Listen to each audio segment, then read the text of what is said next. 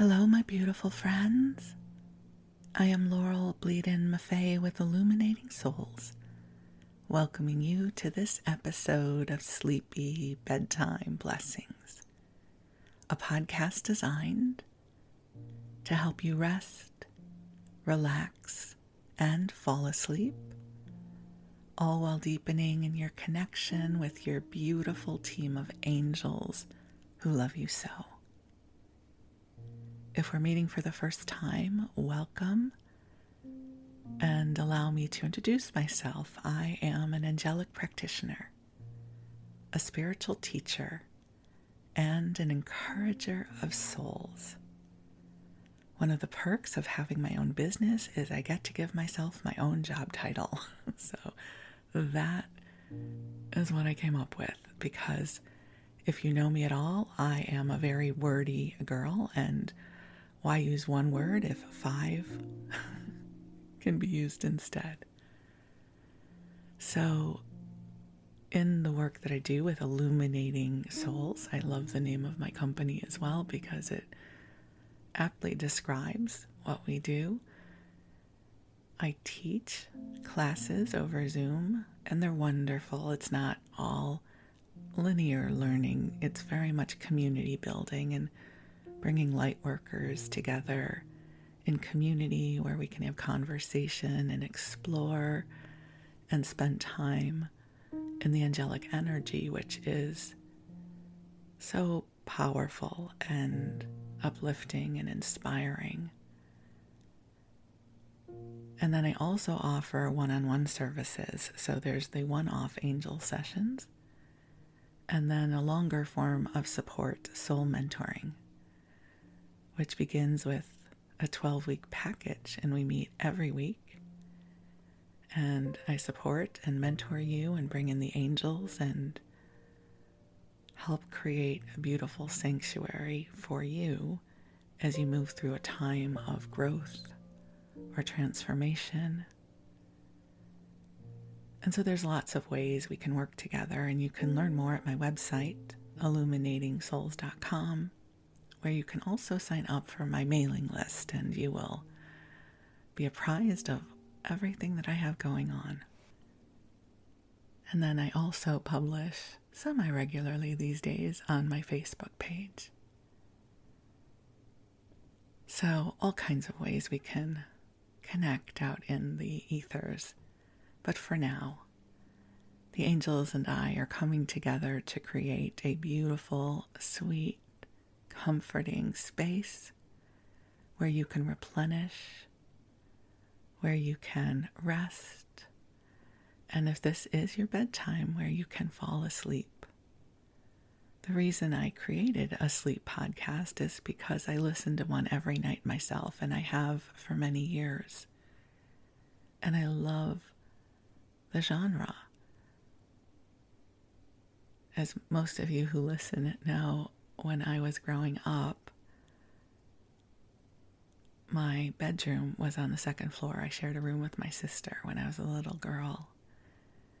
And I have such warm memories of going up to bed and being tucked in for bed and then hearing my parents downstairs, whether I was hearing the TV or the murmurs of their conversation, that there's always been something very comforting for me about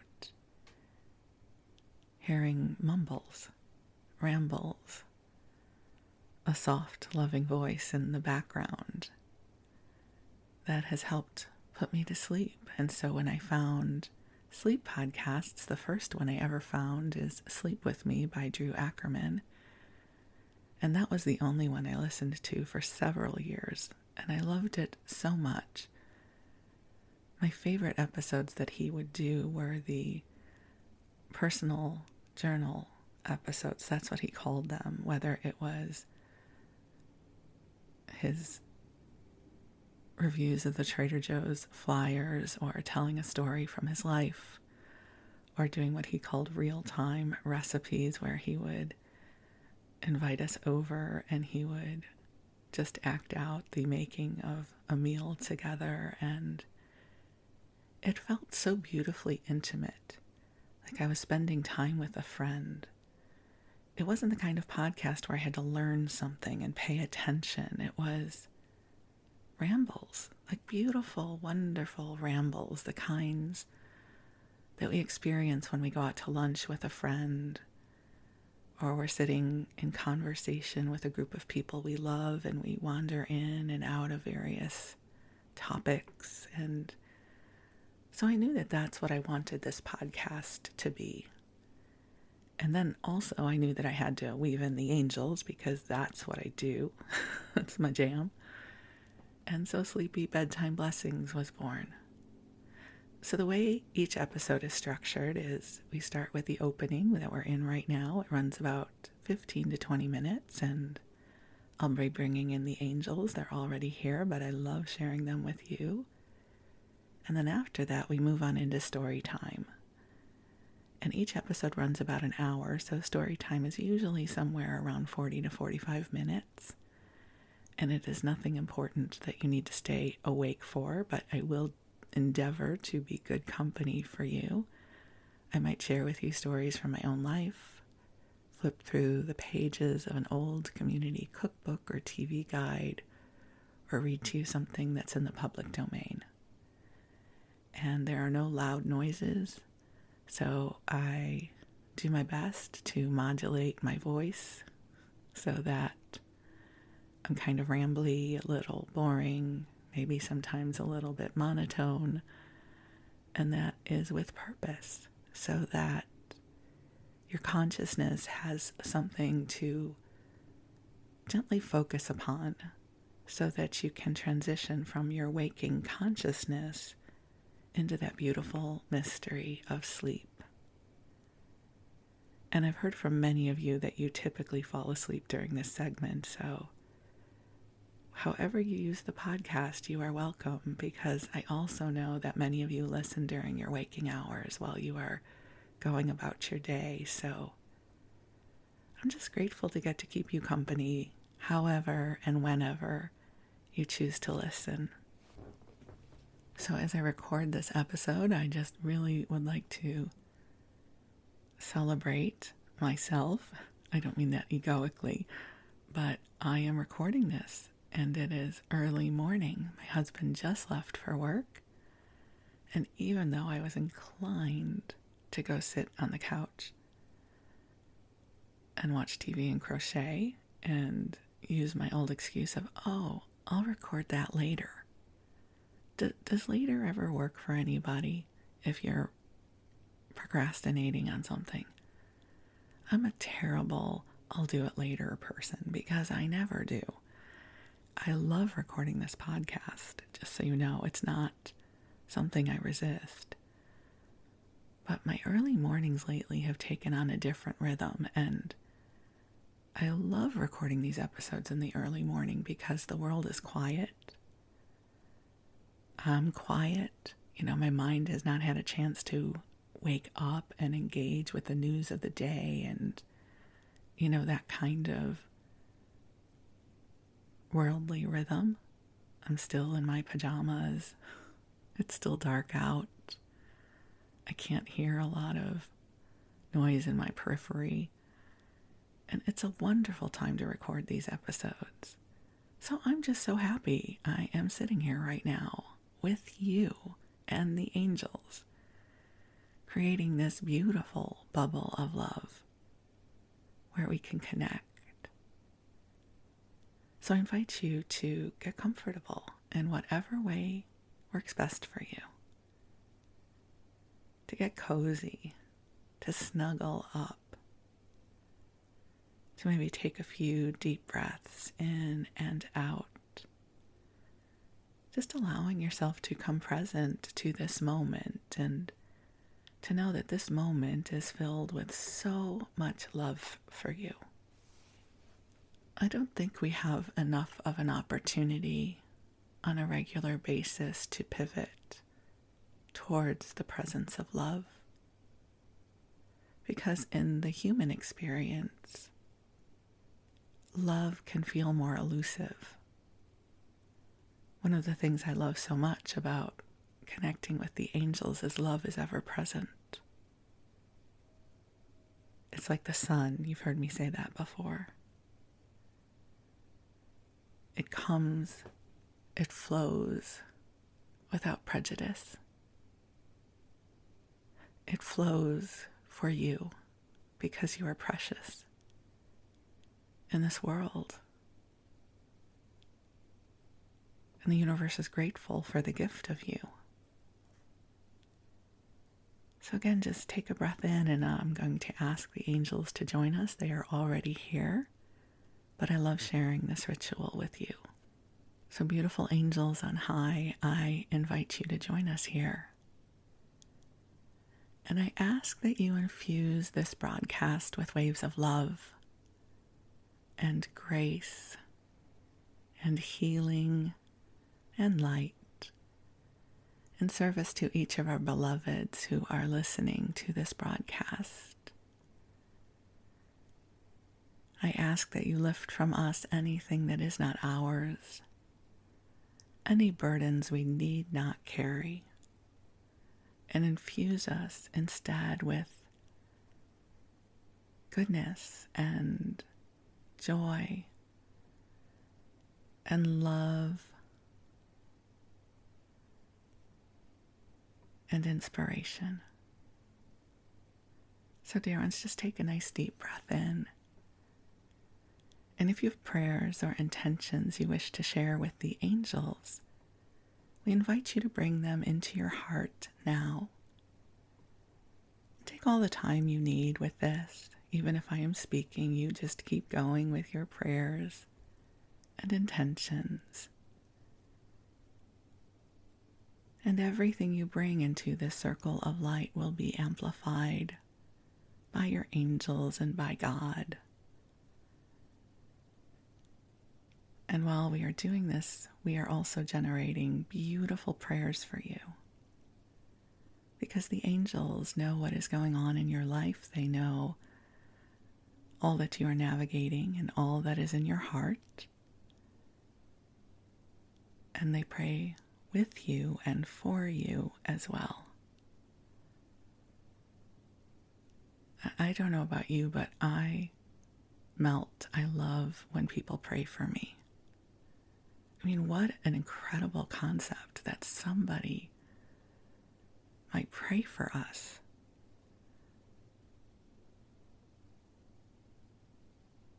It's so intimate. And I don't know if you've ever experienced affirmative prayer. It's a form of prayer that is done in the Centers for Spiritual Living and Agape Spiritual Center, which is in Los Angeles. And Dr. Reverend Michael Beckwith is the founder, and they do a form of affirmative prayer that is so incredibly powerful. It usually begins with something like, right now, where we are, God is. And as I speak these words, I know that God is present in every breath. And that God is present as me, and God is present as you. And the light of God is streaming through in this moment. And it goes on and on, meaning the prayer does, as does God. It's like speaking truth into consciousness in a way that is profoundly meaningful. And just as an aside, if you ever want to experience it, Agape Spiritual Center has a prayer ministry, and you can call them. And one of their licensed practitioners will pray with you. It's really incredible. I have called them on occasion, and it has really helped shift things for me. So here's to the power of prayer. You know, I guess I always kind of grew up thinking prayer was, please God, please help. And those are fine prayers. I'm not judging the quality of anybody's prayer. But this concept of affirmative, positive prayer is also incredible. Right? So I'm affirming that in this moment, God is with us and the light is streaming in, and I am affirming that blessings are flowing, that miracles are happening, that grace is present. And so we speak these vibrations, and the throat chakra is very, very powerful. And there is something about speaking our prayers aloud, having them travel through our consciousness, through our spoken word, that seems to crystallize our intentions and creates movement. Sometimes I wake up in the morning and I'm feeling bleh. And if I will just speak my intentions, my prayers, my visions, my affirmations into the space, something shifts in me. And especially, listen, the world's a bit crazy right now. That's all I'll say about it. I promise I will not say anything more. And I find that it is so helpful to remember to pivot towards the light, to pivot towards that we can name that is good. Like in this moment, I am in my home, my beautiful home that is filled with love. In this moment, I am in front of a microphone that is plugged into my computer. And I am speaking to people I know and people who my soul knows but I have never met. And we are connecting in the heart of the divine. And what an incredible miracle that is. Because what you don't know is that I prayed for you. Meaning I prayed that we would meet. I prayed that I would find people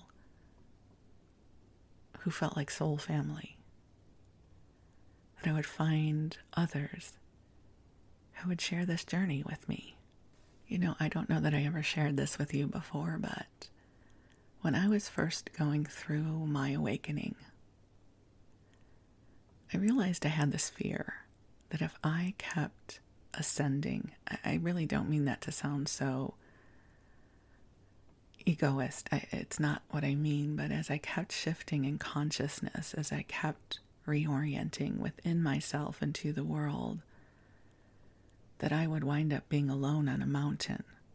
Because in the beginning, this kind of journey can feel scary because the present experience of our lives may not be in vibrational alignment with that which we are becoming. Okay, that's a lot of words, but I think you understand what I mean. And I remember having a reading with a woman I knew who was very gifted, and I shared this with her. And her guides came through and they said, "Oh no, dear one," they said, "there are birds that fly at every altitude. And your job is to fly to the altitude where you are meant to soar. And you will have other birds there." There was something about the poetry of that invitation that really spoke to me. And what I discovered was, as I made the journey, I actually did not leave anyone behind. That our capacity to connect at the heart is so much more robust and resilient than we might imagine. And that even if we are going through a spiritual awakening where we might feel like we're making a left turn, and listen, sometimes that really happens in a not so good way. But in what I'm talking about here is what I discovered is the people who loved me just wanted me to be happy. Like at the simplest expression. The people in my life just wanted me to be happy. And this journey allowed me to feel much more settled in who I was, to feel more authentically present.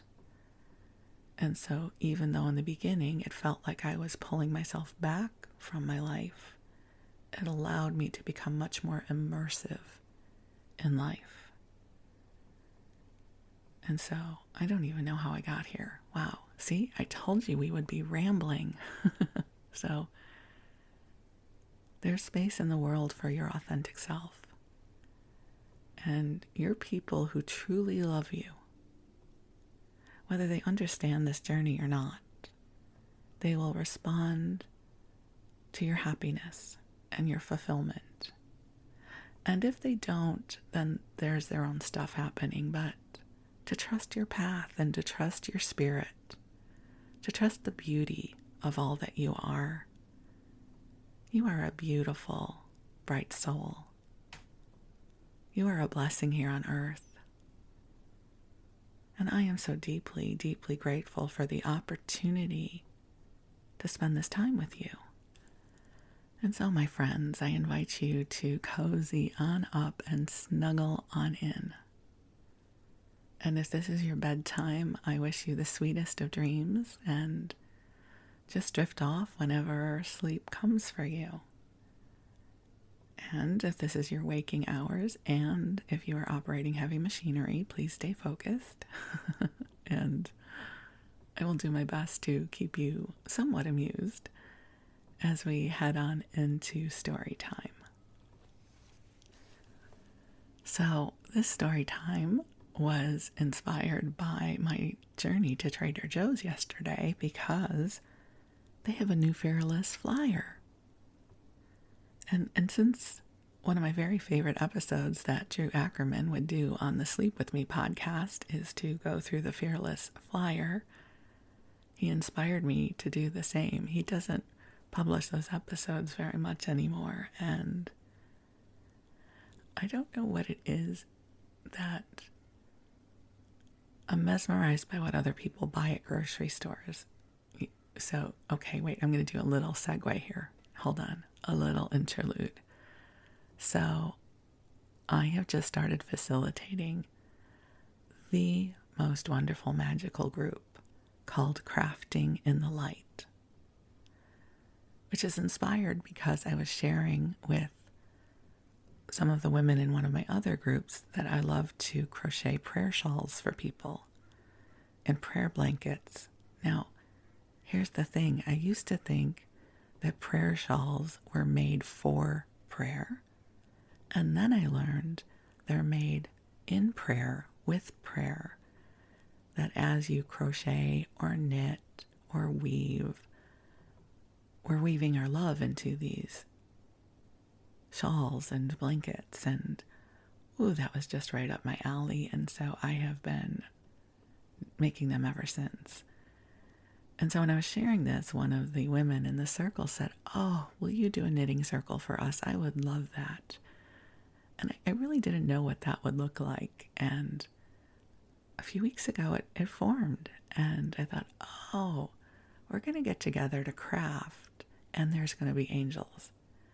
And we're going to do this to soothe ourselves, to be in community, to be in joy, to be in creativity, to be in mindfulness, like all of those good, juicy, juicy things. And so we had our first meeting this week of Crafting in the Light. I think I have 16 or 17 women signed up for it, and maybe there were 12 of us on the Zoom. And so as we were doing our introductions, I invited everyone to share something that they're freakishly good at. Now, I have to give props to Alexandra Franzen for that question. She is a wonderful writer, and she has all of these wonderful prompts that you can use in conversation or for journaling or self-exploration. And one of them is, what are you freakishly good at? So this is not your resume. This is not, I am really good at talking to angels. It's more along the lines of the quirky things that we are. And so I shared that I am freakishly good at grocery shopping because I love grocery shopping. Because as you all know, I'm very imprinted with food, and I love food and I love grocery stores. I mean, they're huge, enormous buildings filled with a variety of food. Like, how can there be anything better than that? And it's organized. And you go up and down aisles and see what appeals to you. or appeals to me because I'll make this about myself. So I shared that I am freakishly good at grocery shopping. And every week I go to at least 4 different stores because each store has something unique that I have to get there. And how, even though I don't like leaving my house for much, I love going grocery shopping. So I'm freakishly good and quirky about that because each store has its own personality. And I know what I can get at each of the stores. And I mean, grocery stores. They're full of food and other stuff like shampoo and toilet paper. So that brings us back around to the Trader Joe's Fearless Flyer. I love seeing what other people are buying. I'm sort of a voyeur, and I start imagining what's their story. Are they on a diet? Do they eat healthy? Are they having people over for dinner? Because you can tell a lot about somebody based on what's in their cart. I'm always mesmerized by people who I imagine are having people over for dinner. Because there's the cheese, and then there's the crackers, and then there's the other, I'm going to use a really fancy word, crudité, the vegetables and the dip and the loaf of French bread, and maybe it's just for them. But in my mind, they're having people over for dinner, and they're having people over for dinner. It means they must have friends and family, and they're the ones who are hosting. So one of my joys in this world is grocery stores and grocery shopping. And Trader Joe's, as with all of the stores I frequent, I have a special relationship with. And the thing about Trader Joe's is there are some staples that they always have, but they also always bring new stuff in, and it might only be there for a month or two. So the challenge with Trader Joe's is if you fall in love with something that they have, part of our relationship rules is you must make space for the fact that they might break your heart and remove that from the shelves. It's a strange relationship, because if I go to just a regular grocery store, I know that I'll be finding saltine crackers. They're not going anywhere. These brands have been around for 50 years. Or something like Cheerios. They are not going to remove those from the shelves. They're there. With Trader Joe's, almost everything I have really loved has eventually gone away. So it's that kind of relationship where you have to live in the moment with Trader Joe's, right? Like, you don't know what you're going to get when you go there. I mean, you kind of do. Some things are stable, like they're going to have great apples. You know that certain of their brands will always be there. They'll always have a wide assortment of nuts and dried fruit. Their spices are fantastic. They have their own spice blends, and they're all unique. But also we have to be prepared for things to go away. And I don't like that kind of change, just so you know. I get so sad when things go away that I am not ready to release from my life. But that's Trader Joe's, because new stuff comes in. So I will share with you one of my new loves from Trader Joe's that I do not believe I have talked with you about before. So they have, let me back up. Trader Joe's is the store that started the everything but the bagel seasoning trend. They brought it out several years ago. Now, I don't know if you have ever had an everything bagel, but they're brilliant. So everything that goes on other bagels, poppy seeds, garlic, onion, sesame seeds, they mix it all together, and then it would be an everything bagel, so you would not have to choose what kind of seasoning you wanted. You just have all of them. And so years ago, Trader Joe's brought out everything but the bagel seasoning. It's brilliant. And now everybody else has it too. So probably wherever you are, even if you don't have a Trader Joe's, you can get everything but the bagel seasoning. So I love that. And now there's everything but the bagel, everything else, like everything but the bagel crackers, everything but the bagel chips. So it's now a seasoning that has become evergreen. So I was talking with a friend a few weeks ago, maybe a month ago, I don't know. And I was going into Trader Joe's and I asked her, what is your favorite thing to get from Trader Joe's? I always love to ask people this question. And she said, everything but the bagel crackers. She says, I'm a savory person, so I love to get everything but the bagel seasoning crackers with cheese. And I was like, oh, that sounds really good. I haven't had those crackers. I think I bought a box of them a few years ago, and I never ate them. And so by the time they expired, I just unfortunately had to throw them out. But I got them, and because my friend had recommended them, and I tried them, and they're delicious, just so you know. Delish. So I loved them.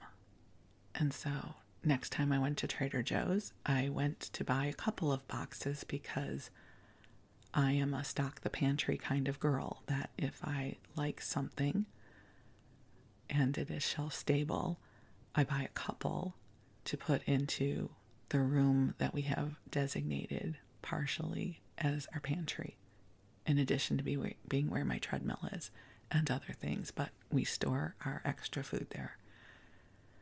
So I was all excited, and I bought other things there. And I went to take down the box of my newly acquired crackers and opened them and realized, wait a second, these are different. So the everything but the bagel crackers are shaped like Triscuits. Not Triscuits, Wheat Thins. Sorry, got my crackers confused. Like Wheat Thins. These were tiny little round cracker sandwiches filled with some sort of like cream cheesy filling. You know, like when you have the peanut butter crackers or the cheese crackers, you know, the little sandwich cookie things, but they're crackers. And I was so mad. I was like, oh, I got the wrong thing. Oh, all right, I guess I'll eat one. Okay, I ate one. It was a flavor revelation. It was so incredibly delicious. And I thought, oh no, I'm in trouble. Because if I don't know about a food, if I don't eat a food, it is not in my realm of possibility to eat. So I would have never bought those on purpose. I just wouldn't have.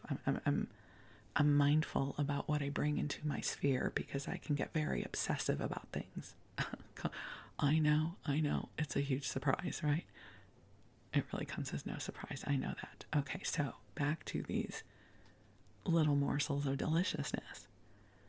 I knew as soon as I ate the first one, I was in trouble. I was like, okay, the everything but the bagel seasoning crackers were delish. These are off the charts. If you've not gotten them, try them unless you get food obsessed and you're thinking you cannot know about them, in which case never eat one because you will want them all the time. So they're teeny tiny. They're about the size of a dime, a US dime, maybe a nickel, maybe a US nickel. And they're little round crackers, and the filling, I don't know, they call it cream cheese. It's not like Philadelphia cream cheese. But it's some sort of creamy deliciousness. And they're so good. So I had 2 boxes of those because I had bought extra boxes of my, what I thought were the square crackers for our pantry. So eventually I ate those. And I went to buy more. And they were out of stock yesterday. And I was thinking, please don't be discontinued, Trader Joe's. You cannot take another thing away from me. and the lovely Trader Joe crew member checked their computer system, and they were going to be back in last night. So if I do pay a visit to Trader Joe's in the next few days, I should be able to secure more of the everything but the bagel little sandwich crackers. It's probably good I don't have them, though. When I am looking for a snack, like a crunchy snack, I'm looking for something I enjoy, but I'm not obsessed with. It's a weird gray area. I want to like it, but I don't want to have to drive across town for it. So Trader Joe's has these low-fat kettle chips. They're in a blue bag. They're good, but they're not Dorito good. Like, they're good, and I do not have to have them. I can have them when I want them, and they're lovely, and I might not, go through the whole bag in a week, but I have to try and find things that I like, but I don't like too much. Weird food mind that I have. Okay, which brings us to the Fearless Flyer, which I did not know was out, which is for February 25, but we're almost at the end of February. I keep thinking it's March already. But let's go through some of these things. There's something called spaghetti triangoletti. I don't know what that is. I could read it to you, but I don't know that I care that deeply. I'm not a pasta girl. And that is because I am a bariatric patient and I have a tiny tummy, and I also am on Ozempic. And so noodles, pasta, noodles, they fill me up very, very quickly. And it's not a terribly delightful experience. So we're going to skip over that. But then we will talk about their heart-shaped macarons. Now, when macarons came onto the scene, I found it confusing because I'm Jewish and I grew up with macaroons, which are an entirely different kind of cookie. The macaroons are the things that we would eat over Passover, and they were very dense, sweet, coconutty, like haystacky cookies. So those are macaroons. Macarons are those delightfully French little almond flour meringue sandwich cookie things with delicious fillings that are very gourmet and are very expensive. When I had my first macaron, it was, again, a revelation. And everyone is a different flavor. So thank goodness they were so expensive, because I didn't buy them very often. And now, of course, I don't eat them because of the sugar issue. So these are Trader Joe's heart-shaped macarons for Valentine's Day. And they are strawberry filling and raspberry filling. When I was eating macarons, I much preferred the things like the pistachio flavored, the cafe au lait flavored, rather than the fruity flavors. When going for sweets, I typically do not go for fruit flavored things.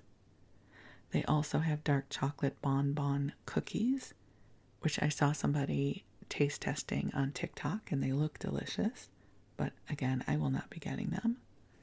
And then we have a bunch of different pizza related things. We've got fresh pizza dough, which I have zero desire to make my own pizza, but I do have a pizza tip for you in just a moment. They have pizza party potato chips.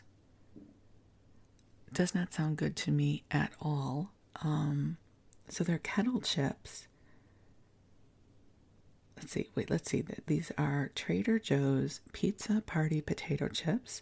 Contain a mix of 3 classic kettle-style potato chips in 3 exciting, not-so-classic flavors. Aromatic cheese and garlic, slightly spicy, pepperoni, and tangy, delicately sweet pizza sauce. That is not my flavor profile, but it might be yours. I do believe I've heard that people really like them. They also have a pizza ranch salad kit, And that is, let's see, what does it have in it? So it has all the veg, right? All the good veg. And then pizza evoking toppings like herby flatbread crisps, crispy Fort cheese crumbles, and grated Parmesan. Again, not my flavor profile. If I'm getting bagged salad, almost always I'm getting the Mediterranean bagged salad with the balsamic vinaigrette. That is my favorite. Okay, here is my unexpected pizza tip for you. And so there are categories of pizza, right? There's the super delicious pizza that might come out of a wood-burning oven or the big pizza oven, and all they do is pizza, and it's wonderful ingredients and toppings, and it tends to be a little more expensive. So that's its own category. Then there is the fast food pizza, the Domino's, Pizza Hut, Little Caesar pizza. Yes? And then there's the frozen pizza.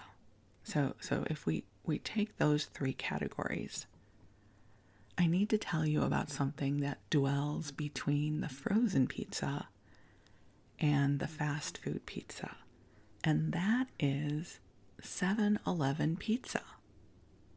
I know. It is surprisingly good for that category of pizza. You can either buy one slice or two slices. Here in California, 2 slices is $4. Great price. A whole cheese pizza is $10. And what I love about it is it's simple. It's not terribly greasy. It's like I can have one piece and be completely satisfied and not feel heavy. Like it doesn't feel like a grease ball in my stomach. And you can just go in at any time, 24 hours a day, and get a slice of pizza. Because I do enjoy pizza. And I don't want a whole pizza. I mean, we get whole pizza sometimes. Sometimes we have Lou Malnati's pizza from Chicago shipped, or my cousins do. Now that is amazing pizza. Lou Malnati's from Chicago. Phenomenal pizza.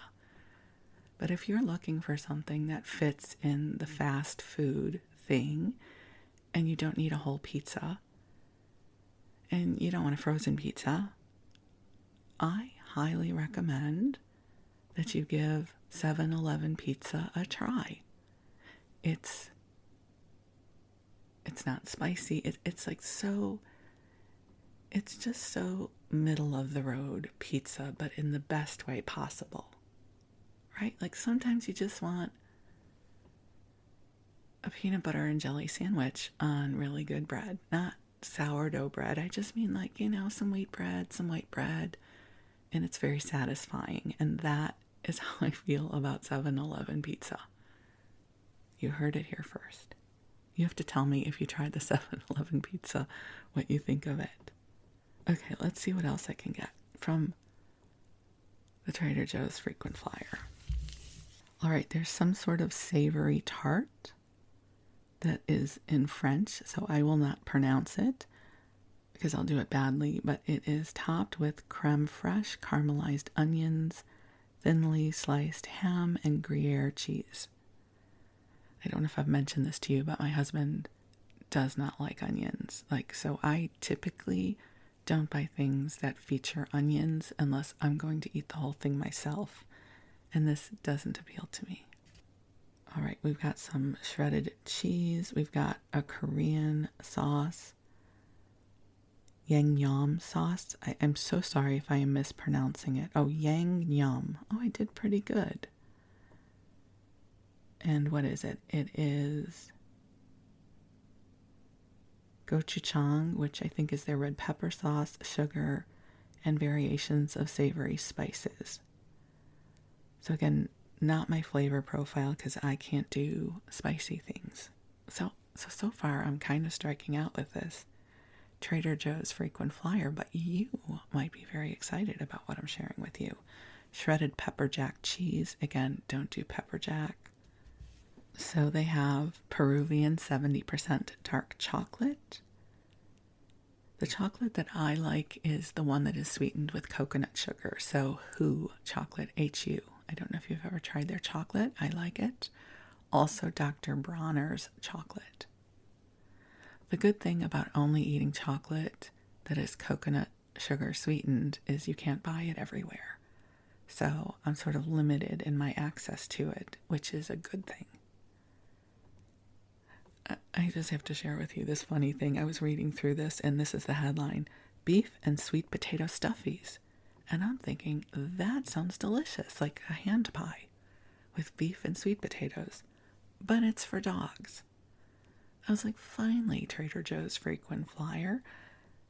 You come up with something that sounds delicious to me, and it is actually for the dogs.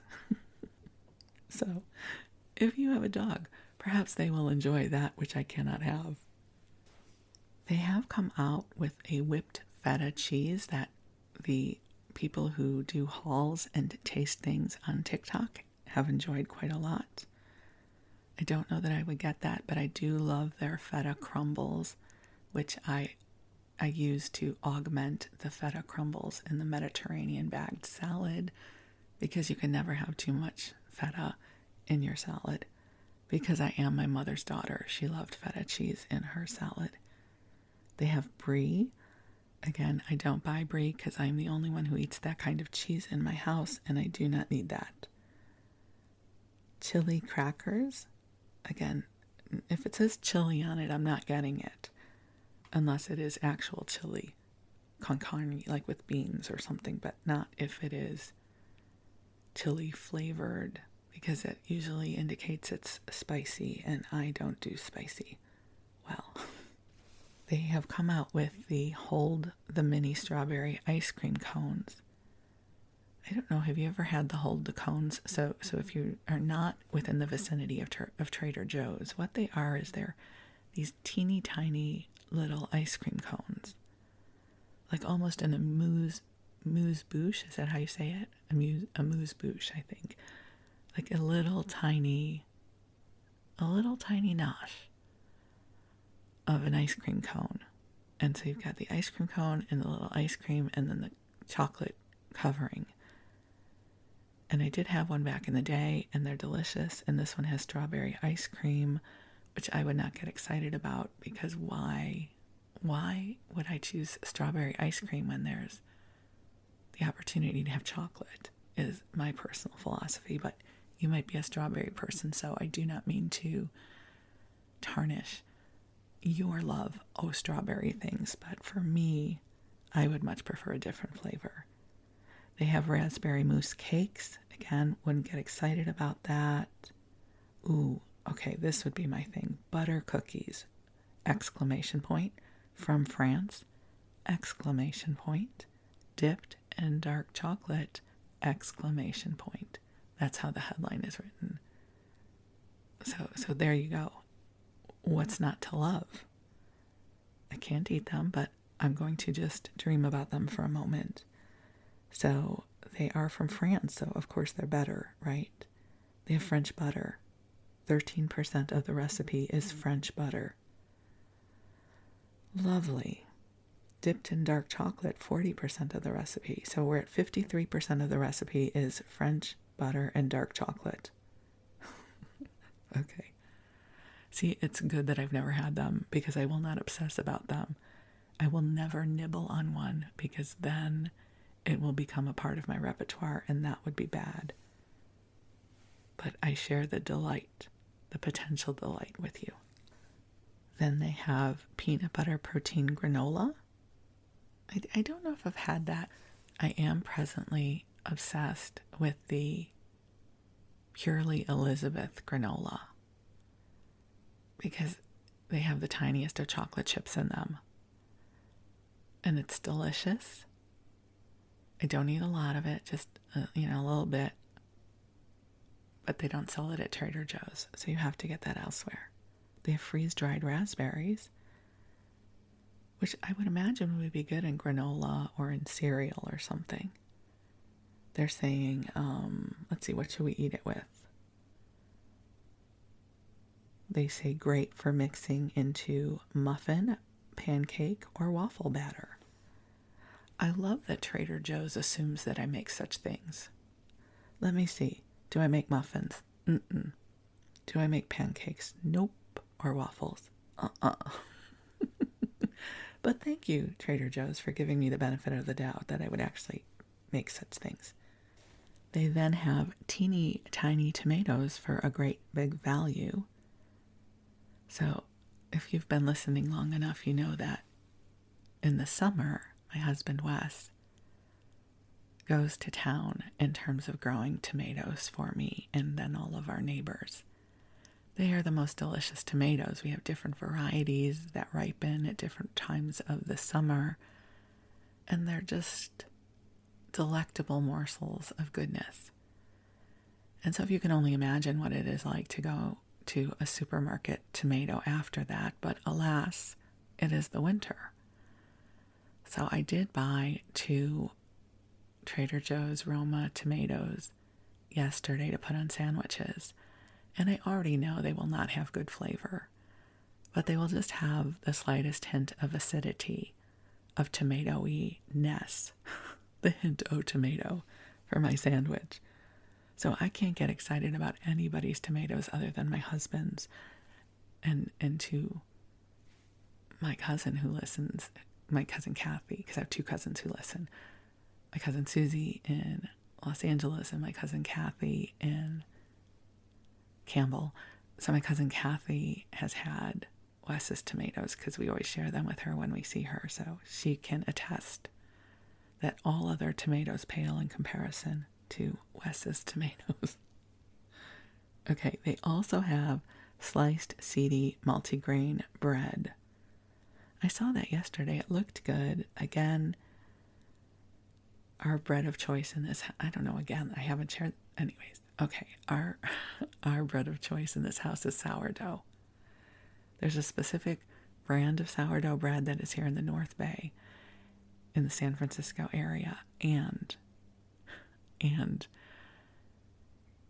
if I look through all the loaves, it's sliced, so it's packaged, so I don't mean like I'm touching every loaf of sourdough with my hands, but when they stack all of the sourdough sliced loaves on the shelf, I go through all of them to find the one that has the lightest color and is the softest.